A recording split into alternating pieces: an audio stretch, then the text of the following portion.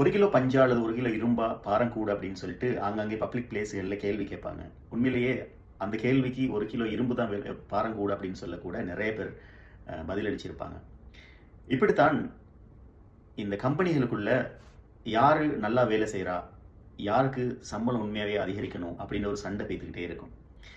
என்ன நினைக்கிறாங்க அப்படின்னு சொன்னால், யார வேலை அல்லது யார் செய்கிற ஜொப் வந்து நல்ல ஹெவியானது, யார் உண்மையாகவே வேலை செய்கிறாங்க, யார் டைம் பாஸ் பண்ணுறா, இதை கண்டுபிடிக்கிறதுக்கான சரியான ஒரு மெக்கானிசம் இல்லாததால் இவங்களை சரியாக மேனேஜ் பண்ண முடியலை அப்படின்னு யோசிக்கிற பிஸ்னஸ் ஓனர்ஸ் மாதிரி இருக்காங்க.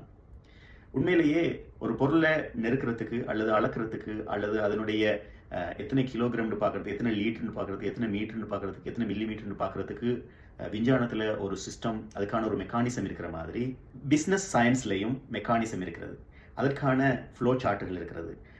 எப்படி ஒருவர் நல்லா வேலை செய்கிறாரா, அவரோட டார்கெட்டை சரியாக அச்சீவ் பண்ணுறாரா, எப்படி அவருடைய வேலை நடந்துகிட்டு இருக்குது, அவருக்கு கொடுக்கக்கூடிய வேலைகளை சரியாக செய்கிறாரா, இதை கவனிக்கிறதுக்கு கூட பிஸ்னஸ்களில் பிஸ்னஸ் மெக்கானிசத்தில் சிஸ்டம் இருக்கிறது.